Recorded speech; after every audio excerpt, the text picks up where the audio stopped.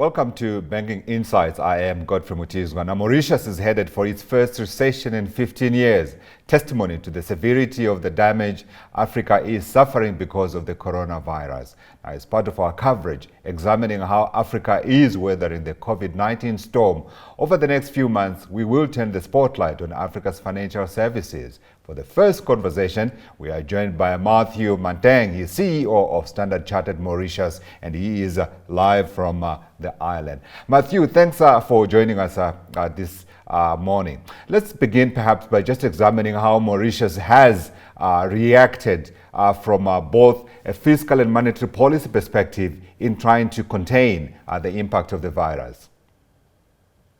Godfrey, thank you very much for having me on this program. Indeed, Mauritius actually government put more than 500 billion rupees in support of the economy alongside the monetary policy by cutting the interest rate by the Bank of Mauritius that were taken to also support the financial sector. So all in all, actually, the overall, I would say, bailout program or rescue program was actually 10% of the country's GDP, which was actually pretty much in line with what we saw in other developing markets, because we were able to compare, as Standard Chartered, we are a global bank, we operate in various jurisdictions. So we're able to compare the proportion of rescue program or bailout program as a proportion of the GDP, and Mauritius was actually in the upper bucket. Let me put it that way, because the entire bailout program represented 10% of the GDP.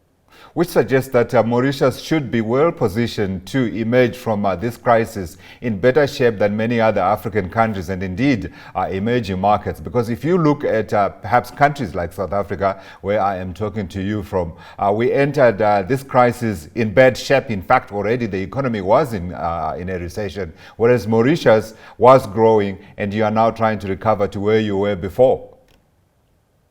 Absolutely. You see, actually, Mauritius, in my opinion, did very, very well in weathering this storm.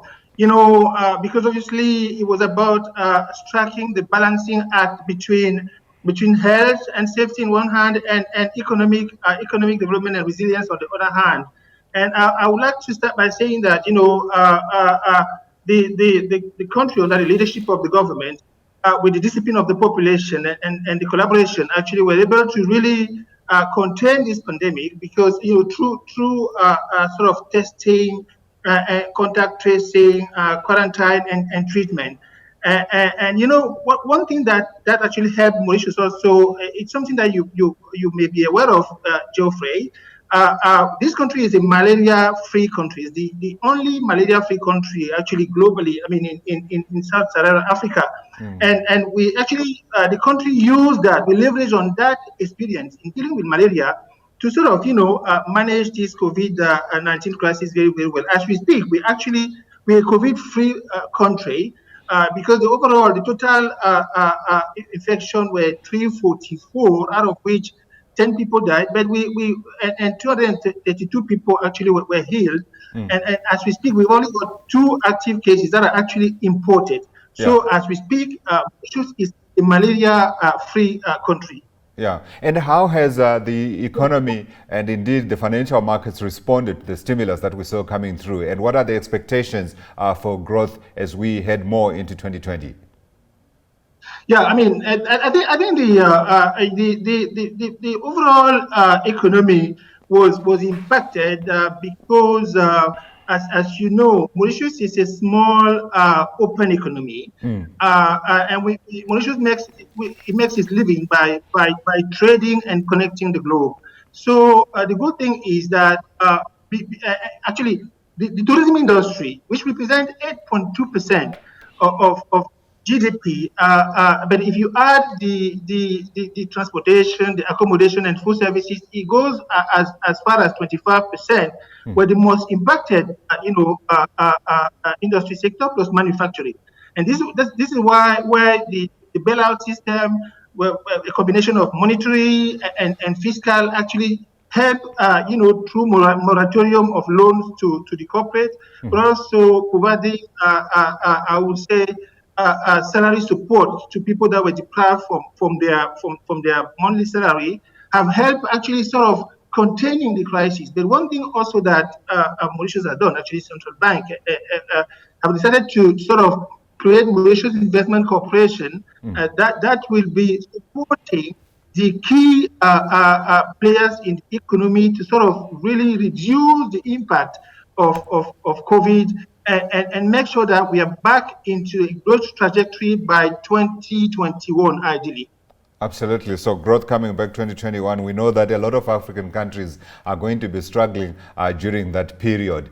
Let's talk a little bit more about what, of course, Mauritius offers to the world. You hinted at it earlier, where you talk about Mauritius being a bridge between global capital and the African continent. That position, of course, may well have been threatened a little bit by this COVID-19 pandemic. But in your view, what does the country need to do to make sure that it maintains that position?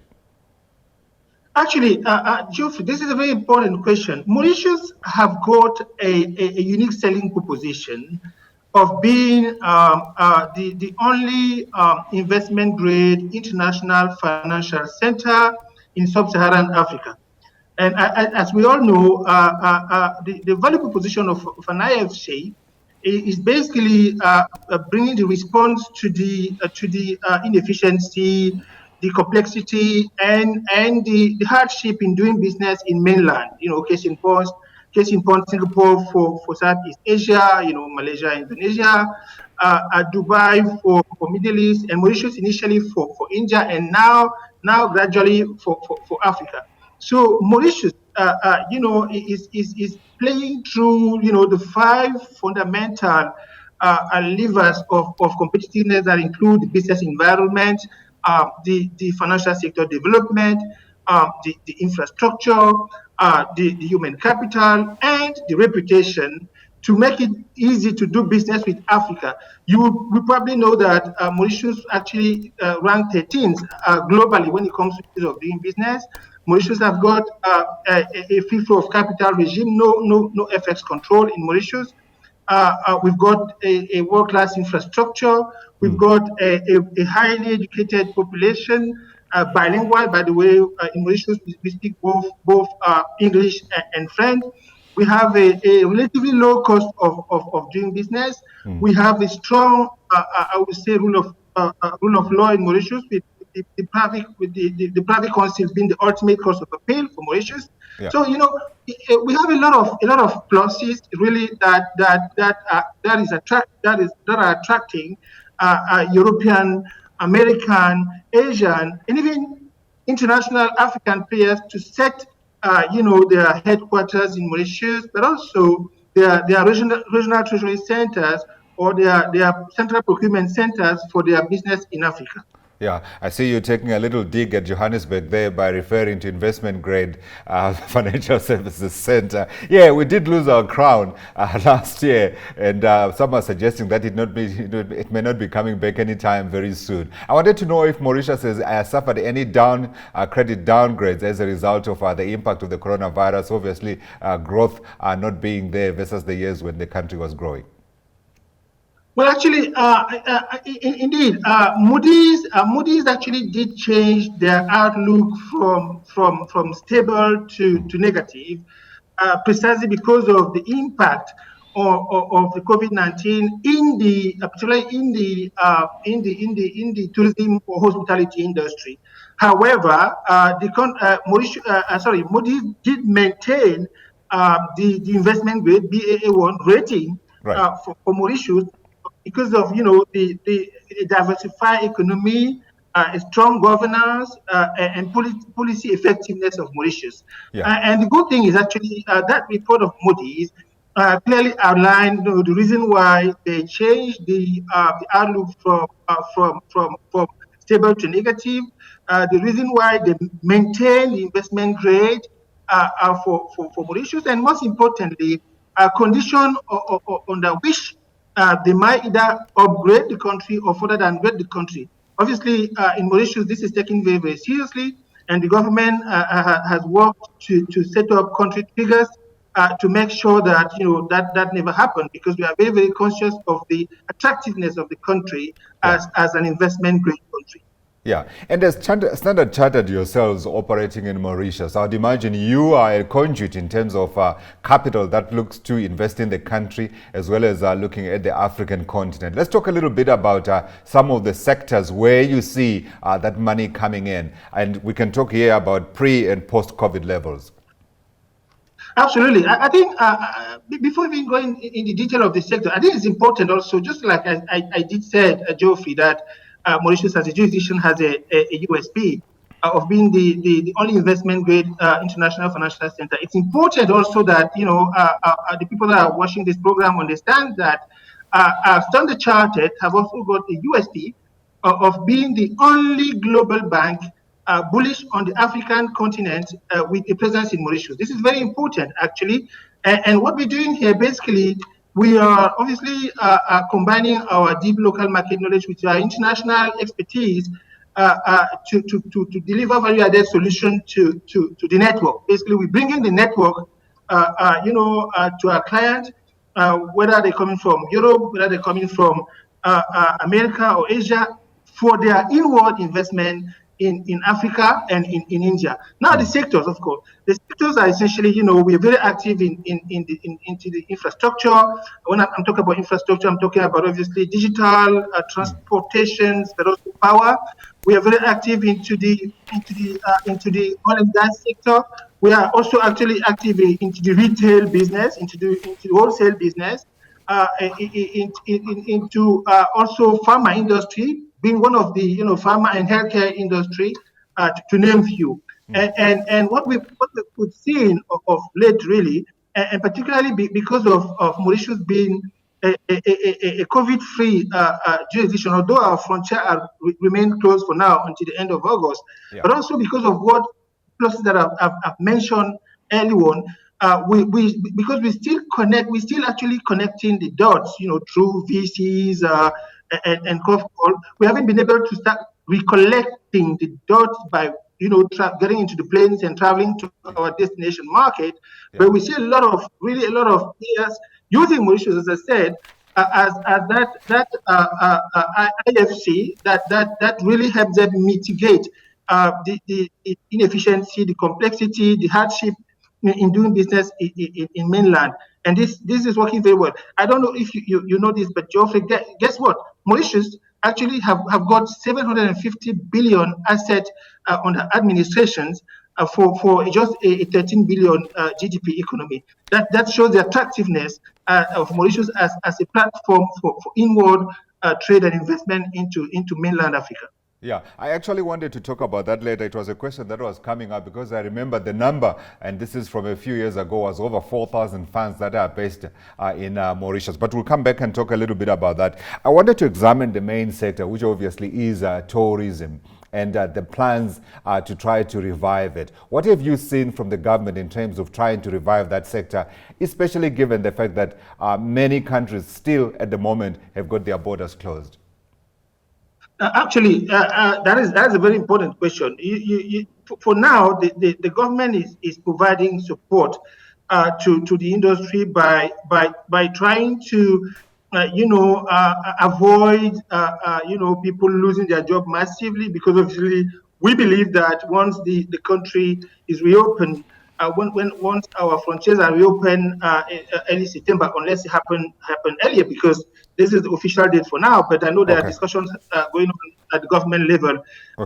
Maybe consider setting up rapid testing, that kind of thing, requesting people to show up with the COVID test at the airport. But even in the worst scenario where the borders are only opened in the 1st of September, the government is supporting the industry sector. I mean the players in the tourism industry through, as I told you, through support, budgetary support, but also making sure that the players are not laying out their people, because the country will reopen again, and Mauritius always that paradise that Mark Twain was saying that the heaven was copied from. Yeah. Unfortunately, came to the heaven. Yeah. But as we say, we've been able to weather that storm, and because Mauritius is a country free, is a COVID free country. We really strongly believe that we will attract tourists again once the frontiers are open, and we'll be able to revamp these very, very important industry sector for the country. Yeah, it's a nice phrase that you use, COVID-free country. There are not many countries in the world that can talk about being COVID-free. So yeah, absolutely, why not? You can say it as many times as you like. We're envious of you. Let's talk about the financial services sector. Broadly, I want to know how it's been impacted. And then I want to get back to the issue of the funds and the huge amounts of money that sit on that island. Actually, the financial sector in Mauritius have shown a lot of resilience throughout this COVID-19. In my opinion, because of the measures that were taken post the 2008 crisis, banks are well capitalized. Banks are liquid. And we've been actually able, and also because of the forbearance measures that were taken by the central bank, the overall, let's say, the banking sector has shown a lot of resilience. Sure. But also beyond the banking sector, the financial sector, and talking about the fund, as I said earlier on, this is a country with almost $750 billion fund under administration, precisely because of attractiveness, as I said, that brings to global investors the International Financial Center, the investment grade International Financial Center. Obviously, there are other IFCs that are competing with Mauritius when it comes to investment into Africa or into India. Yeah. But we bring in our USP, we bring in our specificity that remain attractive. We are not Singapore, we are not Dubai, we are not Hong Kong. But when it comes to Sub-Saharan Africa, we are the number one. Absolutely, absolutely. So I wanted to know if you have seen any capital flight as a result of COVID-19. I mean, when we look here on the JSE, the stats that come through from the stock exchange do show that foreigners have reduced their stock holdings of South African assets, including bonds as well as equities. What are you seeing? That is something that we are monitoring very, very closely, actually, at the level of the central bank, at the level of the stock exchange Mauritius. And interestingly, actually, we haven't noticed any capital flight so far, to be honest. Transactions keep going on. The market is liquid. It's true that the structure of our financial sector, which we present, by the way, 12.2% of the GDP, and for which we're actually working to double the contribution in the next probably 7 to 10 years through our financial sector services blueprint has actually yielded fruit, because let's say that the reforms that were carried and the strengthening of the foundation that was carried prior COVID have paid out during this crisis period. And really, the Mauritius' ability to anticipate, as I said, we were already working, on the financial services blueprint, aspiring at doubling the contribution of the financial sector into the GDP, have really paid out. We worked on, improving the ecosystem, as I said, through the 5 key pillars: environment, financial sector development, infrastructure, the human capital, and the reputation in one hand, but also by developing some specific, solutions like, wealth management, custody, cross-border investment, to name few. This has really helped. Absolutely. I wanted to get back to that $750 billion or almost $750 billion that you referred to, funds under management that are domiciled in Mauritius. I wanted to know, in terms of a breakdown, where are they sitting in terms of sectors, and also is Is that for India as well as Africa, or are we just talking about funds that are targeted at Africa? Just help me understand a little bit. No, actually, those are funds that are targeting two destinations: Asian market, led by India, really, that's having the chunk of these funds, Okay. and Africa Okay. as the next destination. But you need to understand, Geoffrey, that over the last, let's say, 15 years, for instance, India received 300 billion worth of FDI. A third of it transited via Mauritius, which means that actually Wow. Mauritius have played a very, very important role in the economic and industrial development of India. And guess what? Now we're steering, we're steering the boat towards making sure that we play the same role with Africa, Yeah. and we now have an increasing proportion of those funds actually going into Africa, because funds are mainly coming from European investors, US Right. investors, and some Asian investors transiting via Mauritius for inward investment into India and into Africa. And Yeah. one thing, for instance, that the government is doing. I mean, we actually set the Mauritius Africa Fund with 500 billion rupees. This is rupees, not dollars. Yes. To sort of, what Mauritius is trying to do is it's developing a partnership for shared prosperity with our mainland Africa, because remember, we're part of Africa. That's why I'm Yes. talking about mainland Africa. Even if you are an island, even if we are an island in the Indian Ocean, we are part of Africa. So what we're trying to do really now is turbocharging our partnership with mainland, partnership for shared prosperity. As you know, Mauritius is a prosperous country because we became a high income country recently by the World Bank. Yes, I remember. Just with the Seychelles. So that is a very, although this was probably going to be frustrated by COVID, but I'm sure that post-COVID we will be back again into that high income country jurisdiction. So what we are really trying to do, what we see happening here, is really turbocharging the partnership between Mauritius and mainland Africa, because we're all African, Yeah. for shared prosperity. And we're trying to migrate, to migrate some best practices on mainland, while we also, learning a lot from mainland, because as Yeah. we know, Africa is the next frontier of growth, Yeah. with 3C driving growth, including commodities, consumption, and corridors. Yeah, Matthew, I'm certain that a few of those funds, and I'm being conservative here, a few of those funds are transiting through Standard Chartered corridors and vaults. And I wanted to know, in terms of a breakdown and sectors, where that money is headed on the African continent. Well, as I said, when I look at the breakdown of money that get invested, really, I would say infrastructure, telecom, oil and gas, mining, and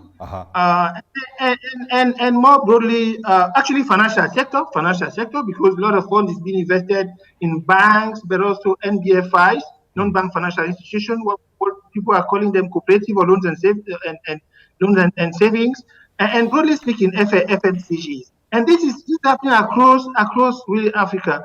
But although I must say that the chunk now goes to East Africa, with places like Kenya, but also Southern Africa, countries, and also Central Africa. Actually, we see those funds going across Africa.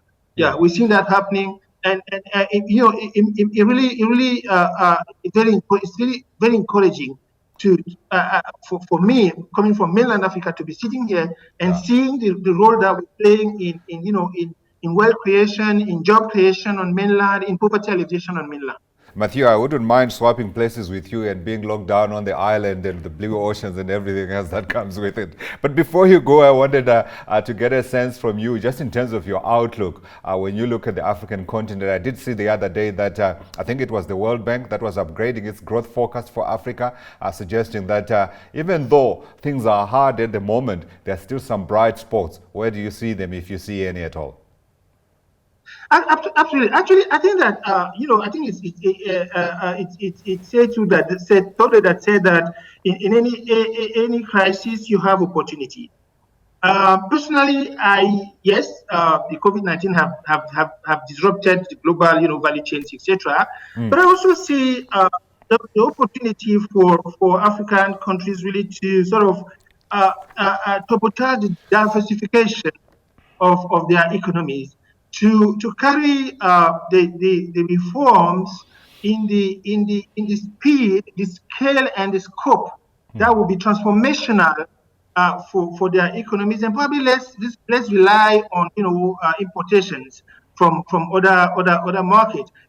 Obviously, most of African markets are resource-based economy, but this is the time now really for those countries to probably to trade more among themselves. And when I look at this, I talk about the Africa Continental Trade Agreement, which or any which has to be turbocharged. I think African countries really have an opportunity here I won't say to lower the focus on resources, but to broaden the contribution of the sectors of the other sectors away from over reliance on I would say commodities. And if you look at, and I'm sitting here in Mauritius, and if I look at Mauritius, I look at places like Singapore. I mean, we both know, Geoffrey, that those countries has literally no resources. Only by building on the their population, by making sure that people are well educated, are provided good healthcare systems, and are providing freedom of entrepreneurship, and making the reforms that are required in terms of good governance, making it easy to do business, developing regional integration. They've been able to really make the living of their population. I think that in my opinion is really the message to mainland Africa, to turbocharge the reform in their scale, in their speed, in their scope, to transform our economies. Reform and diversify is the message that I'm going to take from Matthew Mandeng, is the CEO of Standard Chartered Mauritius, our first guest on Banking Insights. Thank you for watching. I'm hoping that you've had some insights, and we hope to bring you some more in the future. For now, goodbye.